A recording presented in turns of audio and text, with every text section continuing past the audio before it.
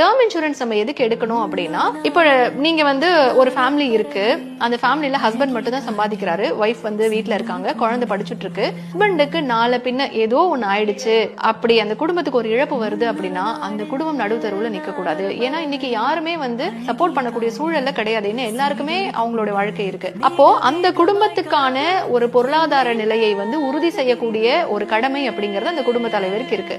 அப்போ அந்த term insurance அப்படிங்கிறது ரொம்ப முக்கியம். ஆனா இதுல எல்லாருமே நெகட்டிவா என்ன பாப்பாங்க அப்படின்னா, நம்ம என்ன இருப்போம் இருக்க மாட்டோம்னு சொல்லி நம்ம மேலேயே யாராவது இன்சூரன்ஸ் எடுப்பாங்களா, இதெல்லாம் வந்து அபசகுணம் இல்லையா அப்படின்னு கேட்பாங்க. இங்கதான் நீங்க வந்து பகுத்தறிஞ்சு யோசிக்கணும்.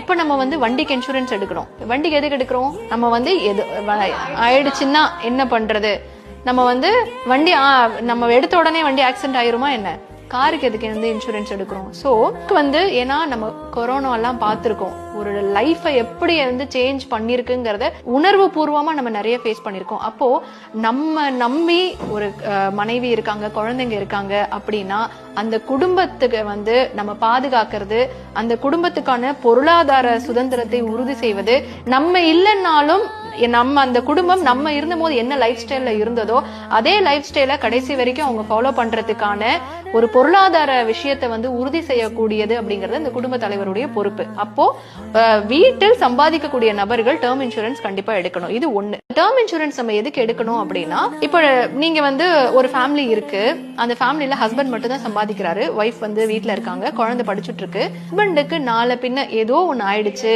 அப்படி அந்த குடும்பத்துக்கு ஒரு இழப்பு வருது அப்படின்னா அந்த குடும்பம் நடுத்தருவுல நிக்க கூடாது. ஏன்னா இன்னைக்கு யாருமே வந்து சப்போர்ட் பண்ணக்கூடிய சூழல்ல கிடையாது. ஏன்னா எல்லாருக்குமே அவங்களோட வாழ்க்கை இருக்கு. அப்போ அந்த குடும்பத்துக்கான ஒரு பொருளாதார நிலையை வந்து உறுதி செய்யக்கூடிய ஒரு கடமை அப்படிங்கிறது அந்த குடும்ப தலைவருக்கு இருக்கு. அப்போ அந்த டேர்ம் இன்சூரன்ஸ் அப்படிங்கிறது ரொம்ப முக்கியம். ஆனா இதுல எல்லாருமே நெகட்டிவா என்ன பாப்பாங்க அப்படின்னா, நம்ம என்ன இருப்போம் இருக்க மாட்டோம்னு சொல்லி நம்ம மேலேயே யாராவது இன்சூரன்ஸ் எடுப்பாங்களா, இதெல்லாம் வந்து அபசகுணம் இல்லையா அப்படின்னு கேட்பாங்க. இங்கதான் நீங்க வந்து பகுத்தறிஞ்சு யோசிக்கணும்.